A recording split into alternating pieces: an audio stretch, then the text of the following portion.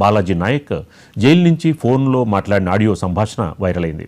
Jail అధికారుల land line నుంచి మాట్లాడిన క్రమంలో అవతల వ్యక్తులు దాన్ని రికార్డ్ చేశారని చెప్తున్నారు. ఎంత ఖర్చైనా పర్వాలేదు, బెయిల్ తీసుకోండని, ₹1,00,000 అర్జెంటుగా కావాలంటూ మాట్లాడిన ఆడియో వైరల్ అయింది. ఆడియో సంభాషణకు సంబంధించిన మరింత సమాచారం మా నల్గొండ జిల్లా ప్రతినిధి రాము అందిస్తారు.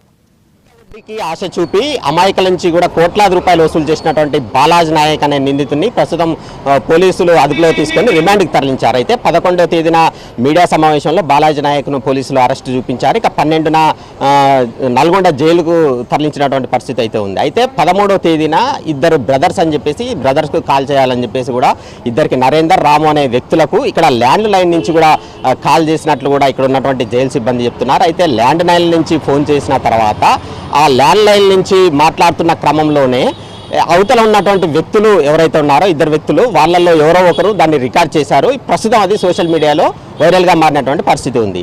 అందులో ఆ రికార్డులో ₹1,00,000 తనకు అర్జెంట్ అవసరం ఉంది, పంపించాలి.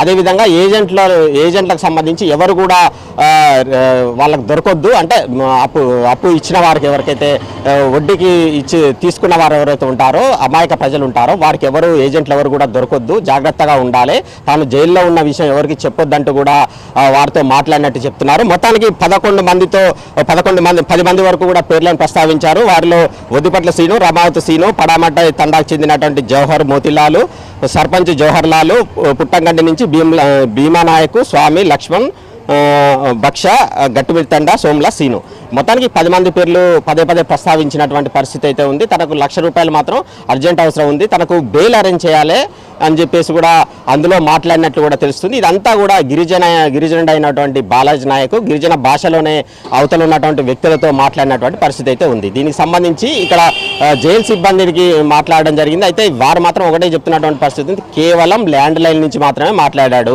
అది కూడా వారానికి 2 సార్లు కుటుంబ సభ్యులతో మాట్లాడే అవకాశం ఉంటుంది కాబట్టి ఆ 2 సార్లు మాట్లాడే ఇద్దరికి కాల్ చేసుకున్నాడు తన బ్రదర్స్ అని చెప్పేసి ఇటు నరేందర్, రామ్ అనే వ్యక్తులకు. అయితే అందులో ఉన్నటువంటి వ్యక్తులు ఎవరు రికార్డ్ చేసి దీన్ని వైరల్ చేశారు ఏంటనే దీని మీద ఇక్కడ ఉన్నటువంటి జైలు సిబ్బంది కూడా సీరియస్గా పరిగణిస్తున్నారు. మరికొద్ది సేపట్లో జైలర్ దీనికి సంబంధించి 111 PS లో కూడా కేసు నమోదు చేసే అవకాశం ఉన్నట్లు కూడా తెలుస్తుంది. మొత్తానికి దీనికి సంబంధించి విచారణ చేసిన తర్వాత ఎవరైతే నిందితుడిగా తేలితే అతని మీద కఠినంగా వ్యవహరించే అవకాశం ఉన్నట్టు, కఠినంగా శిక్షించే అవకాశం ఉన్నట్టు కూడా చెప్తున్నటువంటి పరిస్థితి అయితే ఉంది. ఎందుకంటే ఇక్కడ ఉన్నటువంటి జైల్లో ఉన్నటువంటి వ్యక్తులు సెల్ ఫోన్లో మాట్లాడే అవకాశం ఉండే అవకాశం ఉంటుంది. ఇప్పటికే పలు చోట్ల కూడా సెల్ ఫోన్లో మాట్లాడుతున్నారని చెప్పేసి కూడా వైరల్ అవుతున్న నేపథ్యంలో కేవలం ల్యాండ్ లైన్ నుంచి మాట్లాడినటువంటి మాటల్ని వాళ్ళు అవతల వ్యక్తులు సెల్ ఫోన్లలో రికార్డ్ చేసి వైరల్ చేయడంతో కూడా దీన్ని కొంత జైలు సిబ్బంది కూడా సీరియస్గా పరిగణిస్తున్నటువంటి పరిస్థితి ఉంది. వెంటనే వారి మీద విచారణ చేసి కఠినంగా శిక్షించే అవకాశం ఉన్నట్లు కూడా మనకు సమాచారం ఉంది. మొత్తంగా దీనికి సంబంధించి ఇప్పటికే 50 కోట్ల మేర వివిధ, అంటే దాదాపు 15 నుంచి 20% వరకు కూడా వడ్డీ ఇస్తామని చెప్పేసి కూడా అమాయకులను బురిడి కొట్టించినట్టు కూడా పోలీసులు ఏదైతే విచారణ తేలింది. ప్రస్తుతం పెద్ద సంఖ్యలో కూడా ఇప్పటివరకు కూడా 106 మంది వరకు కూడా బాధితులు ఉన్నట్లు కూడా పోలీసులు చెప్తున్నారు. ఈ సంఖ్య క్రమేపీ రోజుకు పెరుగుతున్నటువంటి పరిస్థితి ఉంది. గుడిపల్లికి సంబంధించినటువంటి ఈ PS లో కూడా ప్రత్యేకంగా సెల్ కూడా ఏర్పాటు చేశారు పోలీసులు.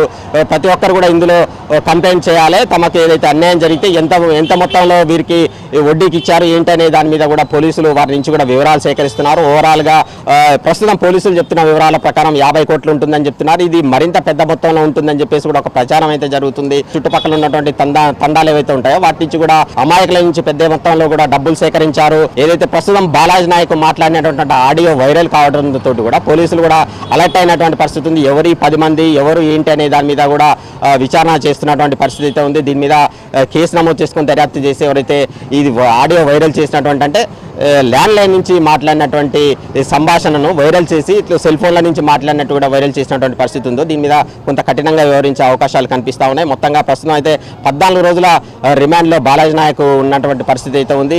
అది కూడా గిరిజన భాషలో మాట్లాడాడు కాబట్టి దీనికి సంబంధించి పూర్తి స్థాయిలో ఎవరైతే దీన్ని రికార్డ్ చేశారో వారి మీద కఠినంగా శిక్షిస్తామని చెప్పేసి కూడా వారి మీద అంటే చర్యలు తీసుకునే అవకాశం ఉందని చెప్పేసి కూడా జైలు సిబ్బంది చెప్తున్నటువంటి పరిస్థితి అయితే ఉంది. కెమెరా పర్సన్ జనార్దన్తో కలిసి రాము, మహాన్యూస్, నల్గొండ.